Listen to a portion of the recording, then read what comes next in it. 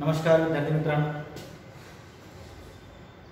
यापूर्वीच्या तासिकेला आपण स्थूल अर्थशास्त्राचं वैशिष्ट्य पाहिली. 8 प्रकारची वैशिष्ट्ये होती, ते आपण चांगल्या प्रकारे समजून घेतली. आजच्या तासिकेला आपल्याला स्थूल अर्थशास्त्राचं महत्त्व, इम्पॉर्टन्स ऑफ मॅक्रो इकॉनॉमिक्स हे पाहायचं आहे.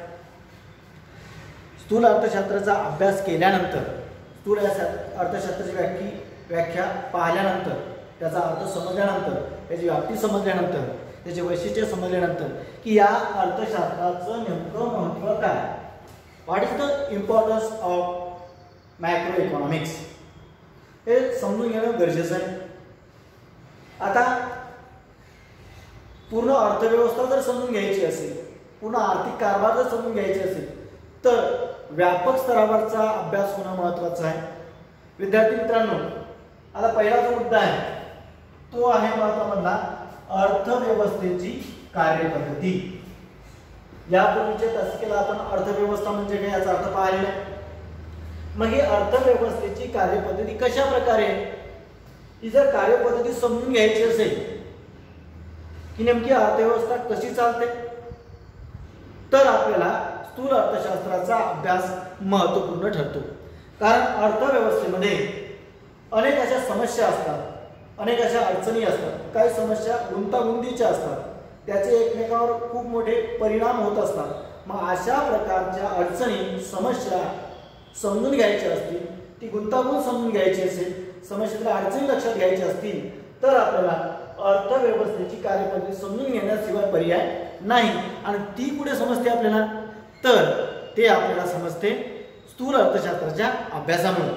स्थूल अर्थशास्त्रात संपूर्ण प्रकारच्या म्हणजे अर्थव्यवस्थेशी संबंधित असलेल्या सर्व प्रकारच्या समस्येवर चर्चा झाली आहे, त्याचं विश्लेषण झालेलं आहे, विविध तज्ञांनी आपले विचार मांडलेले आहेत.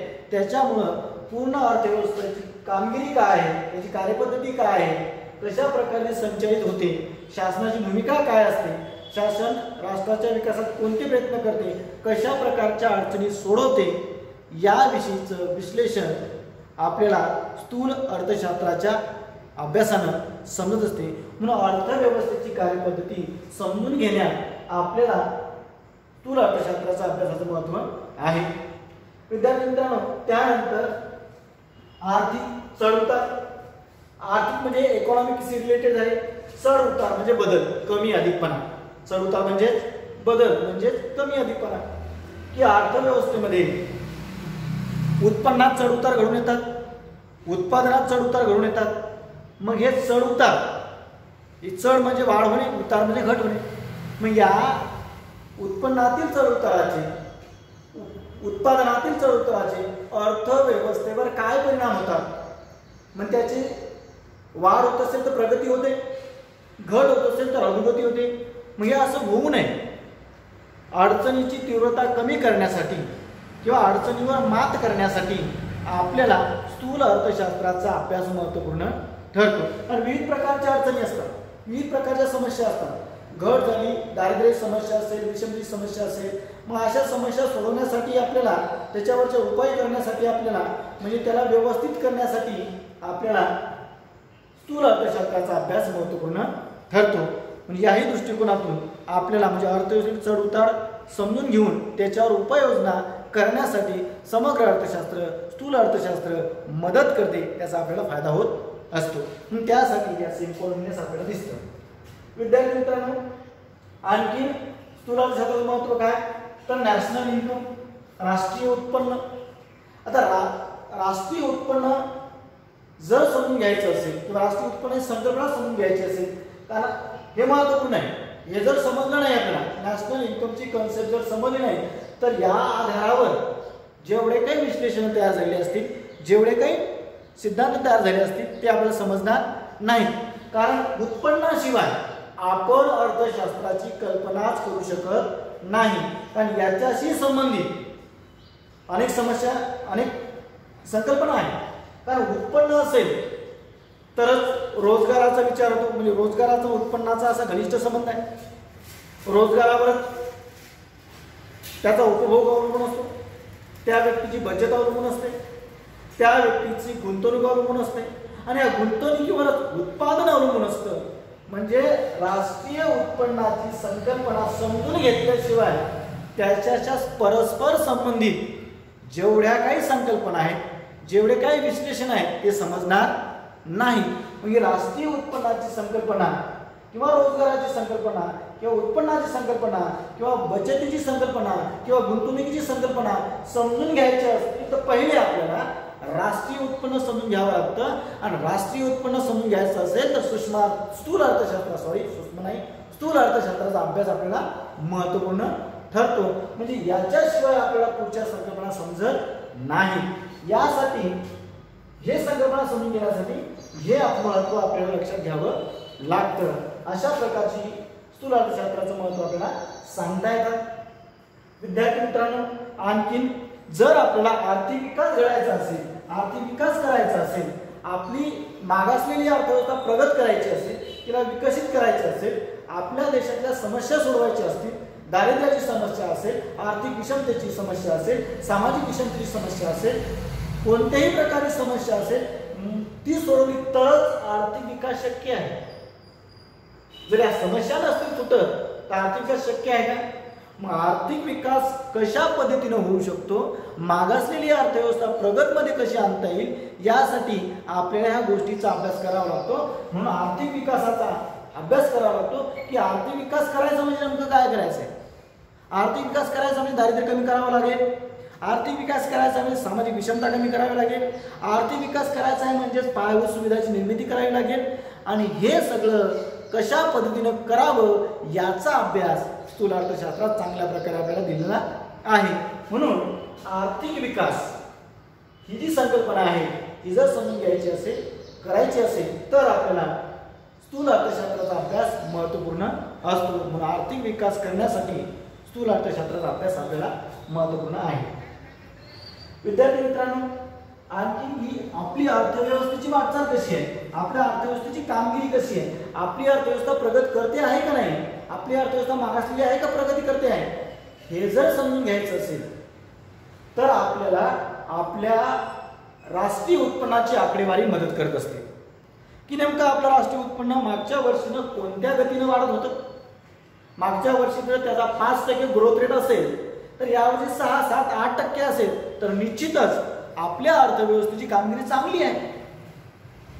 परंतु जर तोच ग्रोथ रेट मागच्या वर्षी 5 होता आणि या वर्षी जर 3-4% आला असेल, म्हणजे मागच्या वर्षीपेक्षा जर कमी झाला असेल तर आपल्याला अर्थव्यवस्थेची कामगिरी काय म्हणता येईल की आपल्या अर्थव्यवस्थेची कामगिरी चांगली होत नाही.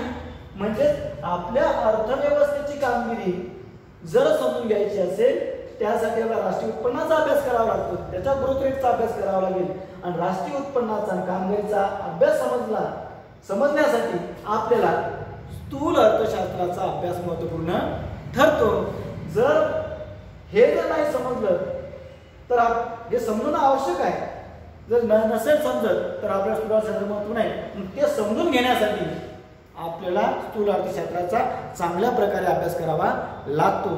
तरच आपल्याला आपल्या अर्थव्यवस्थेची कामगिरी लक्षात येईल, अन्यथा लक्षात येणार नाही. विद्यार्थी मित्रांनो, आणखीन एक आहे 6वं महत्त्व याचं सांगते ते आहे स्थूल आर्थिक चलांचा अभ्यास. विद्यार्थी मित्रांनो, स्थूल म्हणजे समग्र किंवा सर्व.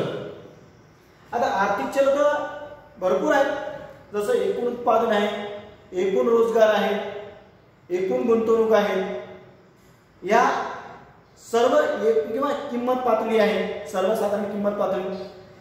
या सर्व चलांची जर संकल्पना समजून घ्यायची असेल की हे नेमकं कसे चालतात, की यांचा अर्थव्यवस्थेत काय भूमिका आहे, नेमकं हे अर्थव्यवस्थेवर कोणत्या प्रकारचा परिणाम घडून आणतात, तर या स्थूल आर्थिक चलांचा अभ्यास केला तरच आपल्याला आपल्या अर्थव्यवस्थेची कामगिरी किंवा आपल्या अर्थव्यवस्थेची कार्यपद्धती समजेल. आणि ह्या अभ्यास कुठे होतो, हे समजते कुठे आपल्याला, तर समग्र अर्थशास्त्राचा अभ्यास केल्याशिवाय किंवा याची सर्व जी इन्फॉर्मेशन आहे स्थूल आर्थिक चलांची, स्थूल आर्थिक चलन म्हणजे कोणत्या का, एकूण रोजगार, एकूण बचत, एकूण गुंतवणूक, राष्ट्रीय उत्पन्न, सर्वसाधारण किंमत पातळी, या सर्व घटकांचा आपल्याला हे सर्व चल आहे, या सर्व चलांचा अभ्यास स्थूल अर्थशास्त्राच्या माध्यमातून आपल्याला करता येतो. म्हणून त्यासाठी आर्थिक चल समजून घेण्यासाठी आपल्याला समग्र अर्थशास्त्र किंवा स्थूल अर्थशास्त्र महत्त्वपूर्ण आहे. विद्यार्थी मित्रांनो, एक सामान्य रोजगार पातळी प्राध्यापक केन्स आहे, यांचं 1936चं पुस्तक आहे the general theory of employment, interest and money. यांनी हा जो ग्रंथ लिहिला त्यामध्ये सर्वात महत्वाचं योगदान कशाचं मानलेलं आहे माहिती का? एम्प्लॉयमेंटचं. एम्प्लॉयमेंट म्हणजे रोजगार, म्हणजे सर्वसामान्य अर्थव्यवस्थेची रोजगार पातळी. विद्यार्थी मित्रांनो, केन्स यांनी म्हटलं आहे की सर्व समस्या जर सोडवायच्या असतील, केन्सचा सर्व अभ्यास स्थूल अर्थशास्त्राचा आहे, सर्व समस्या जर सोडवायच्या असतील तर अर्थव्यवस्थेत रोजगार निर्मिती झाली पाहिजे. रोजगार असेल, प्रत्येक घटकाला अर्थव्यवस्थेत उपलब्ध जी संसाधन आहे, मग ती भूमी असो, श्रम असो, भांडवल असो की संयोजक असो, या सगळ्या उपलब्ध घटकांना रोजगार मिळाला पाहिजे. आता ही रोजगाराची पातळी कशी असली पाहिजे? सतत वाढती, म्हणजे प्रत्येक घटकाला काम मिळत असेल आणि ती रोजगाराची पातळी सतत वाढती असेल तरच अर्थव्यवस्था प्रगती करते. आणि सामान्य रोजगार पातळी ही वाढीची प्रवृत्ती असली पाहिजे. जर ती घटती असेल तर समस्या निर्माण व्हायला लागतात, गरिबी निर्माण व्हायला लागते, विषमता निर्माण व्हायला लागतात. मग सामान्य रोजगार पातळीचा स्तर समजून घ्यायचा असेल किंवा उत्पन्नाची पातळी समजून घ्यायची असेल, उत्पन्न असो वा रोजगार असो, या दोघांची सिच्युएशन समजून घ्यायची असेल तर आपल्याला स्थूल अर्थशास्त्राचा अभ्यास त्यासाठी मदत करत असतो. अशा प्रकारे आपल्याला या 7 महत्त्वपूर्ण मुद्दे आहेत की ज्याच्या आधारावर आपण पूर्ण अर्थव्यवस्थेची कामगिरी किंवा स्थूल अर्थशास्त्राच्या माध्यमातून सगळं समजून घेत असतो. विद्यार्थी मित्रांनो, हे 7 मुद्दे चांगल्या प्रकारे समजून घ्या. अडचण असेल तर माझ्या व्हॉट्सअप नंबरच्या माध्यमातून संपर्क साधा. याविषयी आपण चर्चा आणखी करत राहू. याचा आणखीन एक अभ्यास पुढच्या चॅप्टरमध्ये आपल्याला येणारच आहे. तोपर्यंत या 7 संकल्पना किंवा 7 महत्त्व लक्षात ठेवा. धन्यवाद.